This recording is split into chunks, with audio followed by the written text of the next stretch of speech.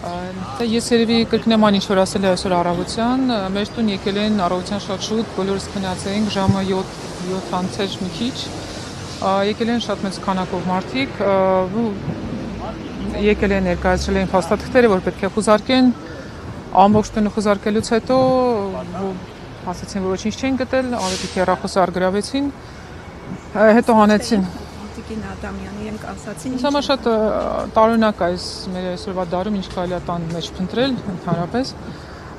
բայց հիմնականում թղթեր էին հանում, ոնց որ փաստաթղթեր էին երևի ինչ-որ փնտրում։ Հետո երբ որ վերջում արձանագրեցին, որ ոչինչ չեն գտել, հանեցին ձերբակալության թուղթը, ասեցին մենք էլ նաև եկել ենք ձեզ ձերբակալենք։ Փաստացի այդ ամեն ինչը տևել է երևի մի կես ժամ ոչ շատ դրանց ավել, ավելի քիչ դրանց հետո արդեն տարել։ Վերջո ինչ նպատակ են հետապնդում գործողություններով ձեր կարծիքով։ Ես կարծում եմ հիմա քանի որ ընտրության արդյունքները եւ հարցականի տակ են դրվում եւ ընտրության մասնակիցների կողմից ընդդիմության բոլոր թևերի եւ մեծ կասկածներ կան նաեւ դիտորդների կողմից, իրենք փորձում են բոլոր ակտիվ մասնակիցներին այդ process-ի հնարավորին չափ լրացնել, իզոլացնել, որպեսզի իրենց ուզած արդյունք հասնեն։ Դա իմ անձնական կարծիքն է, այսինքն կողքից այդպես եմ դիտում։ Դատարանից ինչ ակնկալիքներ դուք ունեք։ Ես կուզեի լավատես լինել, այդքան էլ լավատես չեմ, բայց կուզեմ սխալվել, այսպես ասած, հույս ունեմ, որ կալանք չլինելու որոշումը վերջնականը։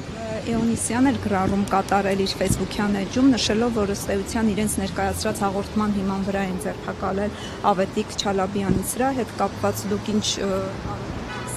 եւ ինչպես է ստացվում, որ օրինակ բոլոր այսպես ձերբակալությունները տեղի են ունենում հենց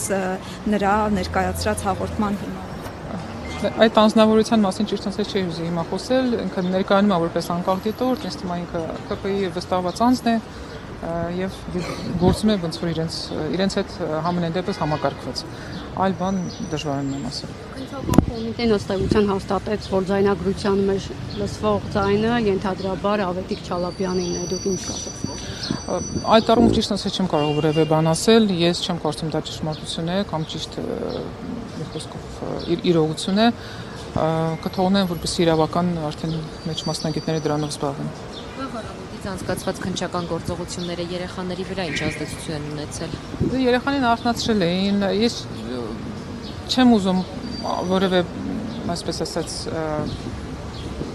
սուտ պնդում անել, իրենք հարգալից էին, երեխաներն արթնացրեցին, իրենց սենյակները փնտրեցին, բայց այնպես չէ, որ իրենց վրա